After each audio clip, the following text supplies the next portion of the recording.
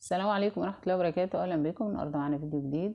عاملين بقى البسكوت، عملنا الكحك. نعمل بقى بسكوت المكنة، بكل تفاصيله بكل تكاته بالمقادير مظبوطة تمام. بس كالعادة يا ريت قبل ما نبدأ الفيديو اللي معملش اشتراك في القناة يعمل وفعل الجرس علشان يوصلكوا كل جديد. البسكوت ما شاء الله شايفين طالع ناجح ومظبوط، مقادير مظبوطة. والتسوية كمان ما شاء الله عليها تحفة. يعني بسكوت المكنة ده من البسكوتات اللي ما بيختلفش عليه اي حد يعني. اولا نسمي بسم الله كده. احنا معانا المقادير. انا هعمل هنا كيلو دقيق. كيلو دقيق ده 8 كوبايات.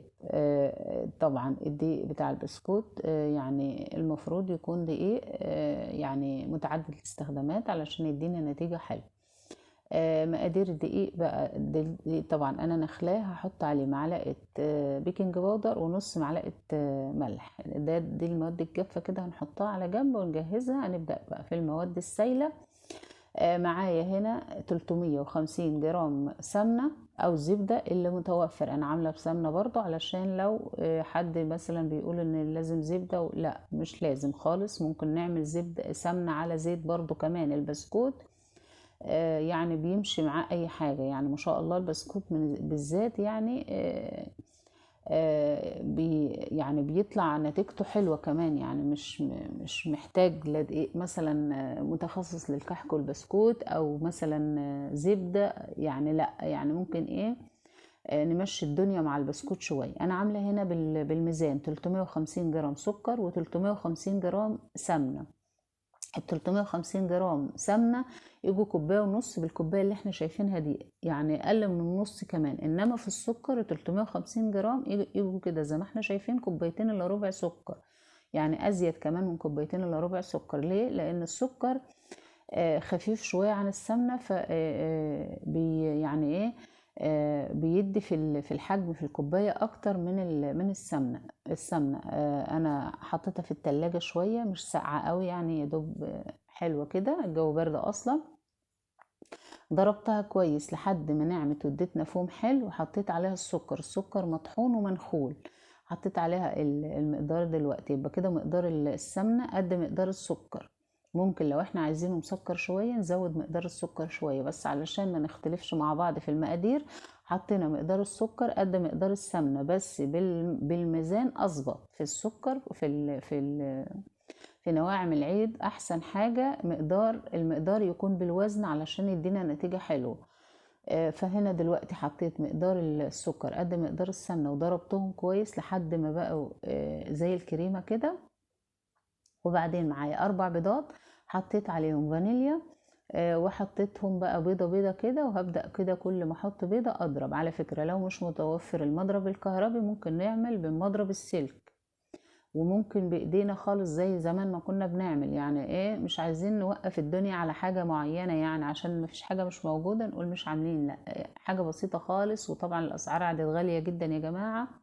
اما نعمل حاجتنا في البيت اولا نظافة، ثانيا بنبقى عارفين الحاجة مضمونة. غير كده كمان بنوفر كمان. يعني لو احنا جينا نحسبها هنلاقي الموضوع موفر جدا. انا ضربت كده السمنة والسكر وحطيت البيض على الفانيليا ومعايا ربع كوباية عصير برتقان. لو مش متوفر عصير برتقان ممكن لبن، بس عصير البرتقان حلو بيدي نكهة جميلة للبسكوت. وطبعا عشان يبقى البسكوت معايا لونه حلو كمان. وطبعا البرتقان علشان بيحر زفرة البيض والحاجات دي. ومعايا ايه البرتقانتين اللي عصرتهم، اخدت البشر بتاعهم كده معلقة بشر كمان حطيتها علشان البيض برضو علشان يبقى نفس البسكوت معايا كويس. يبقى انا حطيت ربع كوباية البرتقان، حطيت عليها نص معلقة نشادر علشان احنا عاملين بقى بسكوت النشادر. ولو مش متوفر برضو النشادر نقدر نحط باكو بيكنج باودر وخلاص. مش الموضوع مش هيقف برضو.